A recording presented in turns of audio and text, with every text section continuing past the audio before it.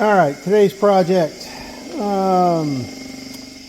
My 12 valve F800 had the shutdown solenoid actually catch on fire on me and went bad. And if you go on Cummins site, or if you go to Ford or anybody else, I mean, they want, for what's an electromagnet, they want just outrageous amounts of money. I mean, we're talking $700 or $800 for something that shouldn't be anything like that. You do have an option of going to the market and getting some cheap ones, which is what I'm 99% positive was on this truck. However, you get into some serious questions of reliability. You get a very inexpensive, cheap solenoid, but you get a very cheap, inexpensive solenoid, and they tend to catch on fire, go bad, don't work very well. The reviews I saw on that were horrible.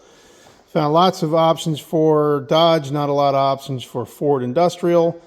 So I've opted to go to the cable system, and I couldn't find any of the correct bracketry for Ford. So I went ahead and got Dodge. Now this is all part of the bracket for the electromagnet and for the spring return for the throttle. Just goes into the mounting bolts. I took the mount off of this for the magnet itself, the shutdown solenoid. I took it off because it was kind of blocking the area right here. These were covered by green plugs on the bolts here, so I'm going to assume that in cable form those studs were for a bracket for a cable pole. It sure looks like it. The one that comes for Dodge is mounted to go through a couple bolts on the side of the pump and mount in, and it doesn't look like it just won't work with this. So what I've done, I cut a hole very close to the edge here, and I cut a slot on the other edge because this doesn't line up with anything on here. But it now goes over our studs, and I've now used a Dodge bracket on a Ford Industrial 5.9 bracket. I'm thinking that's going to work just fine. If I look at it from this orientation where the cable is going to come through, I can't get the orientation quite right. Anyway, there we go. There's the right orientation. It's straight.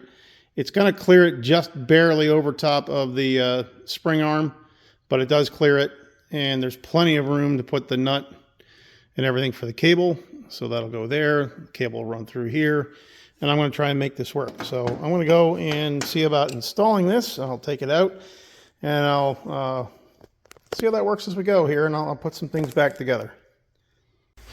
All right, I got my cable run through. I got my bracket put on. You can see that here.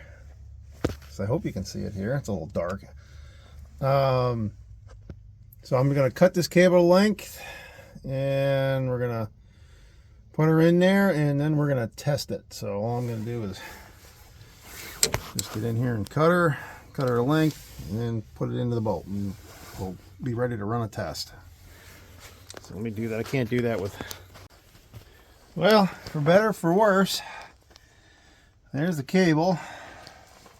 It's on. Comes up under, goes into the cab.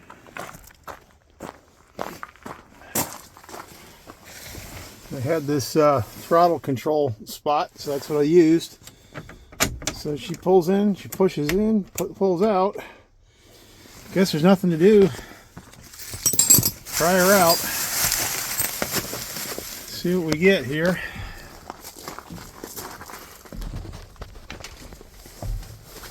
Right now, push in to run. Let's see what happens.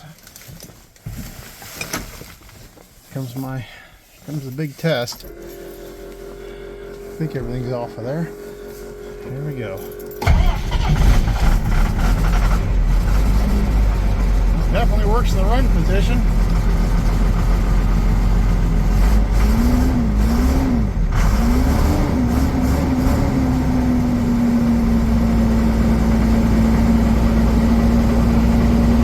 I'm running a little one. All right, so key off isn't going to do anything. Full stop worked. Push it back in.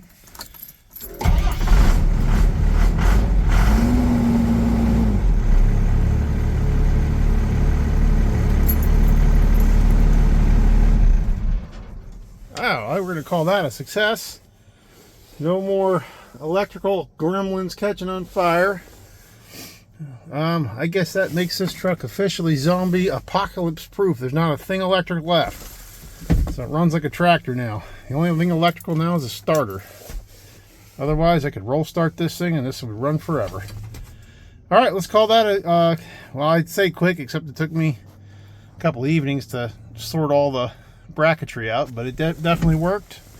Really, it's funny if you look at it. If you look at the symbol, I don't know if I can get my headlight on that or not. It actually is a choke cable. It shows a choke symbol on it. There we go. Shows choke, but it's nothing but a cable. Actually, with the length I figured out, I probably could have actually reused this old throttle cable, manual throttle cable in there. I thought that was going to be too short. Turns out it would have been fine. Probably wouldn't even have to cut that, so I got a spare if I ever need it. But one more review.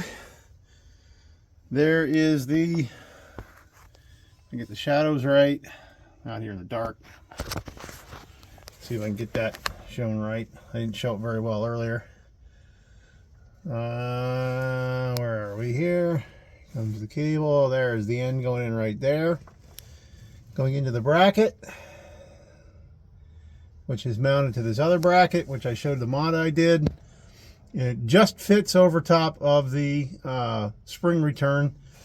It's actually not touching it. It's clearing it by about 2-3 millimeters into the end. I'm glad that was adjustable because I actually cut this cable a little shorter than I meant to, but that had a lot of adjustment on it.